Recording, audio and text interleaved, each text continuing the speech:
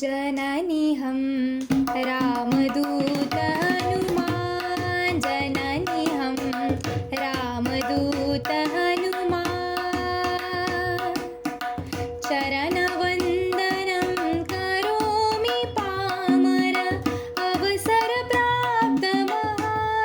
जननीहं रामदूत हनुमान् जननीहं रामदूत मम प्रभुकान्तिः एव दिवाकर वाणी यथा मृदुलचन्द्राकर कृत्वा तव अपहरणं रावण जनितमरण आहवान् जननीहं रामदूत हनुमान् जननीहं रामदूत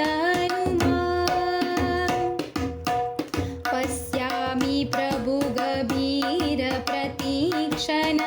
किन्तु करोति सदा तव चिन्तन तस्य नयन बाष्पाकुलता मम महत्तेव परिज्ञा